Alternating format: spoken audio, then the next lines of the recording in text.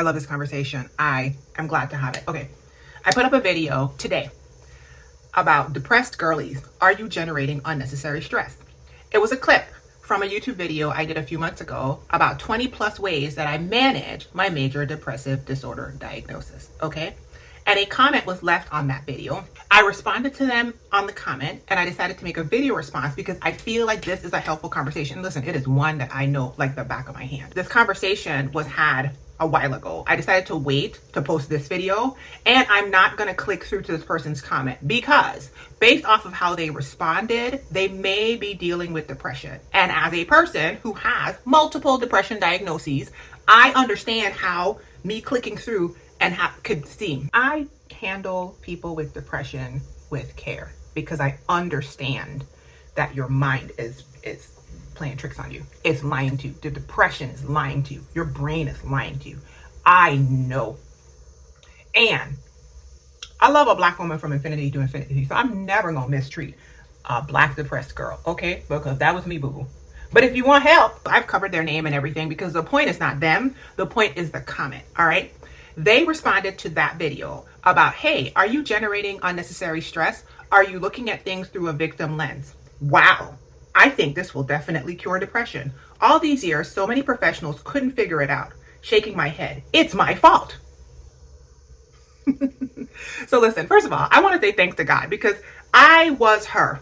I have been diagnosed with depression twice by two different mental health professionals across 2 decades. The video that this clip was taken from was about ways that I personally, not like things I think might work for somebody. I'm talking about ways I personally have managed my major depressive disorder diagnosis over the past 20 years. And one of those ways is what I said in the video, which is asking myself, am I generating unnecessary stress? Am I looking at things from a stuck victim mentality? Me, I ask that. Am I doing that? If I'm doing that and I'm generating stress from that place, then that is me. This woman's comment though is so perfect for what I was talking about because my work is not for people who aren't trying to feel better. And I mean that with all grace and love. My work is for people like me who were depressed but want to feel better. Her response was sarcastic.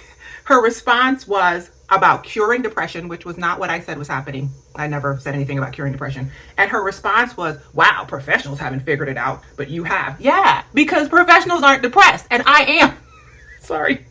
I mean, and the last thing, which is really what I want to say, is it's her fault. I never said anything about fault in that video. What I said is, if you are a person who looks at things from a victim mentality, from a fixed mentality, from a things are happening to me mentality instead of I can create them mentality, you may be creating more stress. And she responded by showing that what she hears me say is that it's her fault, which is the victim mentality and the stuck fixed mentality that I'm talking about. No one said it was your fault, but I am saying that there are things you can do. And those two things are different. And if you don't understand that they are different, you will be stuck in the victim mentality I told you about, because things being your fault and also being able to do something about it are two different things entirely. This is a perfect example of how depression lies to you. If you want to feel better, I highly suggest practicing changing your lens. I'm not saying it's easy. I'm just saying if you want to feel better, start practicing changing the lens through which you look at things. If you hear somebody talking about depression on the internet and you hear them say, cure depression, it's my fault, and they didn't say that, because I had to go back and watch the video. I was like, what video is she watching? But then I was like, oh, I forget that the lens is rigid when you are in the deepest throes of depression. And so her lens is rigid. And so she would comment something like this, right? And it's literally what I was talking about in the video.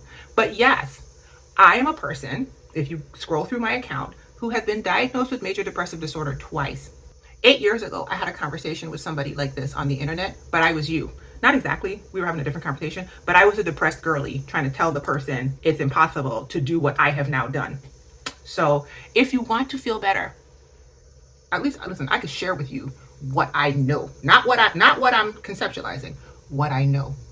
As a matter of fact, I'm just gonna let the previous me tell you what I said on the video because that is what I know. I started asking myself, am I generating unnecessary stress? When you're depressed, you have a tendency to tell yourself a very self-defeating story where you are the victim in your narrative, right? I was telling myself a self-defeating story where I was the victim, the helpless, stuck victim in my narrative, and I couldn't do anything about it. I couldn't do anything about it. And from that lens, I was generating unnecessary stress in my life.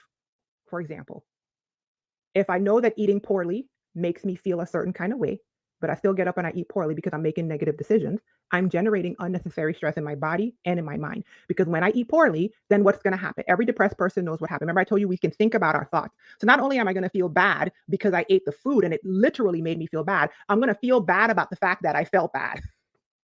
So now I'm double depressed. And like, no offense, but whose fault is that? It's mine.